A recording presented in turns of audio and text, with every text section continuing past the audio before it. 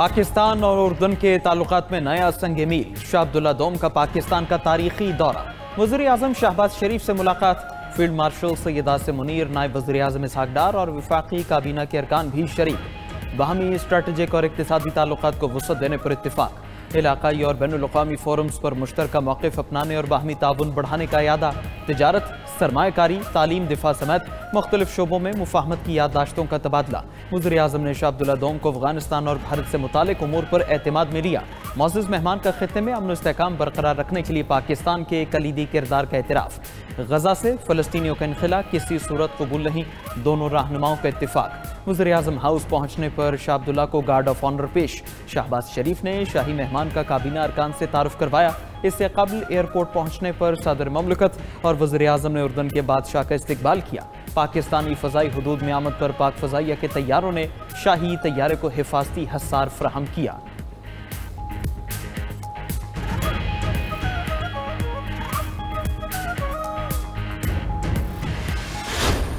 बानी पीटीआई इक़्तिदार के लिए सियासत के बजाय तोहम परस्ती का शिकार थे। ताकत और इक़्तिदार के लिए ही बुशरा बीबी से शादी की। बुशरा बीबी के रूहानी असर के नतीजे में बानी पीटीआई अपने इस्लाहाती एजेंडे पर अमल दरामद करने में नाकाम रहे। बुशरा बीबी फैसलों और तकर्रियों पर असरअंदाज होती। बरतानवी जरीदे दी इकॉनमिस्ट की रिपोर्ट लिखा कि बुशरा बीबी ने बानी पीटीआई से कहा, मुझसे शादी करें तो वज़ीर आज़म बन जाएंगे। शादी के बाद बानी की ज़ाती ज़िंदगी और सियासत पर अमलियात का रंग चढ़ाया। बानी ने इक़्तिदार के लिए दीनदारी का लिबादा ओढ़े रखा। दुनियावी कामयाबी के लिए बुशरा बीबी की हर बात पर अमल किया। रियासती उमूर में बुशरा बीबी हरफ आखिर समझी जाती थी। उनकी इजाज़त के बगैर वज़ीर आज़म का तैयारा उड़ान भी नहीं भरता था। उस वक्त के आर्मी चीफ जनरल बाजवा से मुलाकातों में भी बुशरा बीबी मौजूद होती थी। अहलिया के ही हुक्म पर वफादारों, करीबी साथी और देरीना घरेलू मुलाजमीन को फारिग किया गया। रिपोर्ट में मजीद कहा गया कि घरेलू मुलाजमीन ने बुशरा बीबी के अमलियात के लिए बाजार से चीज़ें लाने का इकरार किया। जहांगीर तरीन समेत पीटीआई के साबिक रहनुमा भी बुशरा बीबी की जानिब से काला जादू करने के खदशात का कई बार जिक्र कर चुके।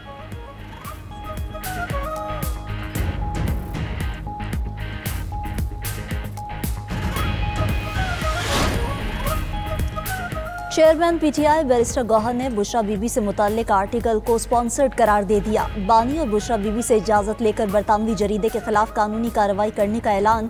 बोले, बुशरा बीबी घरेलू खातून है, सियासत से कोई ताल्लुक नहीं। स्पॉन्सर्ड आर्टिकल जैसे हथकंडों से बुशरा बीबी को तोड़ा नहीं जा सकेगा। इससे कबल भी इद्दत जैसे घटिया इल्ज़ामात लगाए गए जिससे वो बरी हुई। वक्त साबित करेगा ये बातें भी गलत बयानी पर मबनी और बेबुनियाद हैं।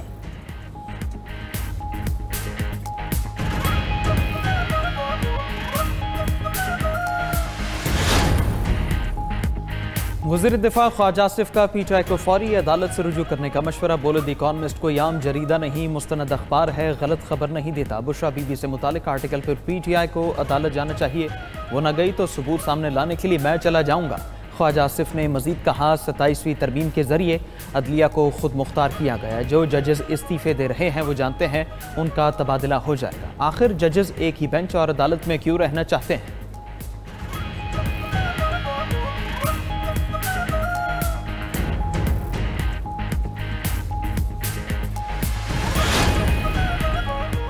द इकॉनमिस्ट की स्टोरी में बानी पीटीआई की हकीकत खुलकर सामने आ गई। आज आलमी जरीदे भी कह रहे हैं कि बानी के फैसले रूहानियत का लबादा ओढ़े उनकी अहलिया करती थी।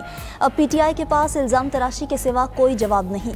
वज़ीर इत्तलात अता तारड़ की तनकीद। मुशीर वज़ीर आज़म राना सनाउल्लाह का कहना था कि कुदरत का निज़ाम है, जो करोगे वो भरोगे। करप्शन ख़त्म करने के नाम पर फरागोगी और पिंकी के किरदार लाए। वज़ीर मुमलिकत तलाल चौधरी ने कहा कि बनी गाला को मिनी गाला बनाया। अहम तरीन तकर्रुरियाँ जादू टूने से होती थी। वफाकी वज़ीर हनीफ अब्बासी का बानी पीटीआई के पैरोकारों को आर्टिकल बार बार पढ़ने का मशवरा। कहा, दी इकॉनमिस्ट ने वही लिखा जो हम कौम को बताते रहे हैं। बानी पीटीआई इक़्तिदार में रहने के लिए सिर्फ साजिशें करते रहे।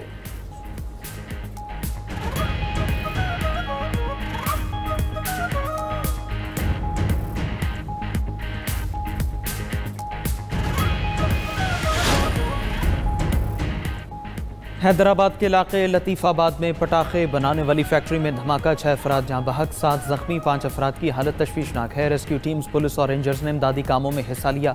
मकामी अफराद के मुताबिक रिहायशी इलाके में गैर कानूनी तौर पर पटाखे बनाने की फैक्ट्री कायम थी। धमाके से इमारत का कुछ हिस्सा भी मुनहदिम हो गया। वज़ीर आला सिंध मुराद अली शाह का नोटिस, रिपोर्ट तलब कर ली। SSP हैदराबाद के मुताबिक फैक्ट्री मालिक की गिरफ्तारी के लिए छापे जारी है।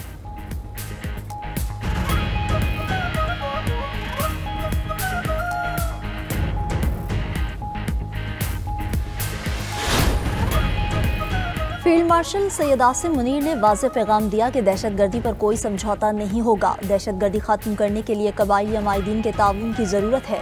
वज़ीर दाखिला मोहसिन नकवी की वाना कैडेट कॉलेज के दौरे पर कबायली अमायदीन से गुफ्तगू। मज़ीद कहा, सरहद पार से पाकिस्तान में दहशतगर्दी हो रही है, क़याम अमन के लिए हर मुमकिन कदम उठाएंगे। वाना में दुश्मन सानहा APS जैसी कार्रवाई करना चाहता था, हमारे दलेर जवानों ने हमला नाकाम बनाया। मोहसिन नकवी की खारजियों का हमला नाकाम बनाने और तमाम कैडेट्स और टीचर्स को रेस्क्यू करने वाले फौजी अफसरान और जवानों से मुलाकात, जुर्रत और पेशावराना महारत को सराहा।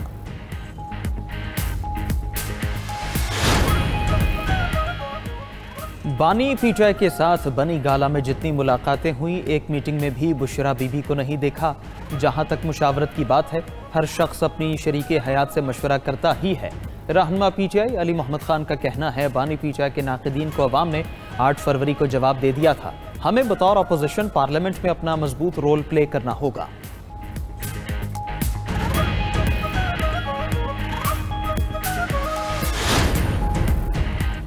27वीं तरमीम के बाद लाहौर हाई कोर्ट से भी इस्तीफा आ गया। जस्टिस शम्स महमूद मिर्जा अपने ओहदे से मुस्ताफी।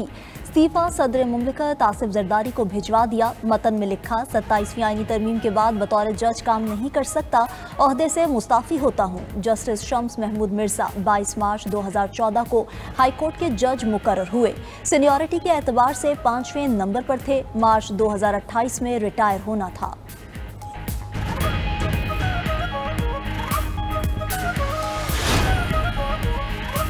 इस्तीफों का सिलसिला भी नहीं रुकेगा। मजीद जजेस के इस्तीफे मुतवक्के हैं। माजी में अदालत की मंशा पर तरामीम की गई, अब आइन को असल शक्ल में बहाल किया जा रहा है। स्पीकर पंजाब असेंबली मलिक अहमद खान की गुफ्तगू, बोले, जब जिसका दिल करता है मुंतखब नुमाइंदों को कान से पकड़कर निकाल देता है। क्या नवाज शरीफ को हुकूमत से निकाला जाना आईनी था? कुछ जजेस का इंसाफ सिर्फ एक पार्टी के लिए था, सजा सिर्फ एक पार्टी के लिए थी। वफाकी वज़ीर हसन इकबाल ने कहा, आईनी अदालत का क़याम अदलिया पर हमला नहीं बल्कि अदालती निज़ाम की मजबूती है। जो इस्तीफे आ रहे हैं वो अदलिया की आज़ादी के लिए नहीं बल्कि सियासी एजेंडे के दरवाजे बंद होने पर है। Chairman People's party Bilawal Bhutto से आज़ाद कश्मीर के नामजद वज़ीर आज़म फैसल मुमताज़ राठौर की मुलाकात। फरियाल तालपुर भी शरीक हुई। फैसल राठौर का अपनी नामजदगी पर पार्टी क़यादत से इज़हार तशक्कुर। बिलावल भुट्टो ने कहा कि आज़ाद कश्मीर के अवाम के मसाइल हल करना आपकी जिम्मेदारी है। तमाम मसाइल को खुशउस्लूबी के साथ हल करें।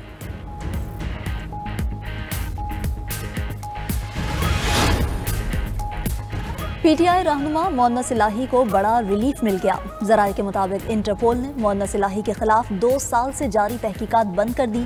हुकूमत ने मोहन्नस इलाही के खिलाफ मुजरिमाना इल्ज़ामात के तहत हवालगी की दरख्वास्त कर रखी थी। मोहन्नस इलाही पर कत्ल, फ्रॉड, इख्तियारात के गलत इस्तेमाल के इल्ज़ामात थे।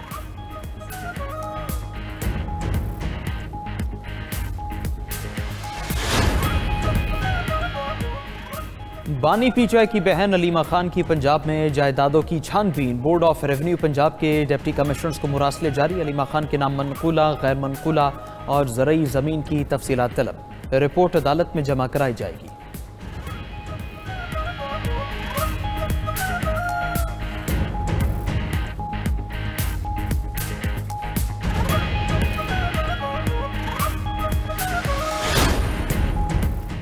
बांग्लादेश के दारुल हुकूमत ढाका में ख़त्म नबूवत कॉन्फ्रेंस। दुनिया भर से लाखों मुसलमानों की शिरकत। मौलाना फजलुर रहमान की भी शिरकत। खिताब में कहा कि पाकिस्तान से आए उलमा बांग्लादेश के लिए खैर सगाली का पैगाम लाए हैं। ऐसे इज्तिमात से ताल्लुकात में मज़ीद इजाफा होगा। आप पैदल चल कर आएँ, हम दौड़ कर आपकी तरफ आएंगे।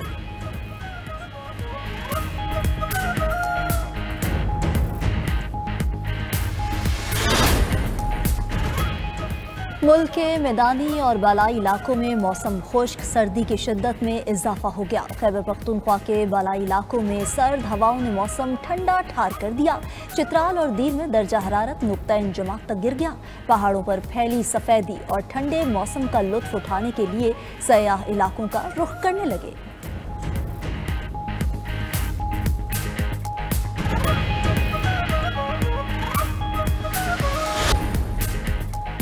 अमेरिका और सऊदी अरब में F-35 तैयारों की डील मुतवक्के। सऊदी वली-अहद मोहम्मद बिन सलमान 18 नवंबर को वाशिंगटन का दौरा करेंगे।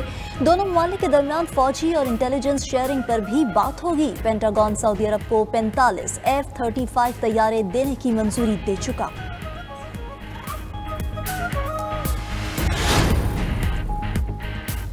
वेनेजुएला के सदर की अमेरिका को अपने तेल के ज़खायर देने की पेशकश। अमेरिकी अखबार के मुताबिक सदर मादुरो ने ट्रंप को अरबों डॉलर मालियत के तेल के ज़खायर पर ज़्यादा हुकूक देने की पेशकश की। ट्रंप ने ऑफर मुस्तरद कर दी। मुमकिन तौर पर ट्रंप वेनेजुएला के मौजूदा सदर से किसी भी डील के हामी नहीं।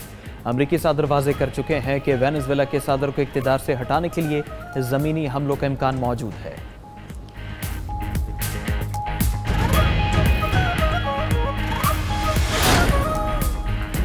आयरलैंड और वेल्स में इंतहाई दर्जे का सैलाब। आयरलैंड में मामूलाते ज़िंदगी मफलूज। शदीद बारिशों से सड़कें तालाब बन गईं। पानी घरों में दाखिल। हवाओं की रफ्तार 100 किलोमीटर फी घंटा से जायद। दरख्त और बिजली के पोल गिर गए। उधर वेल्स में भी तूफान क्लाडिया के बाद सूरत हाल तशवीशनाक। साहिली इलाकों के लिए इमरजेंसी नाफिज कर दी गई।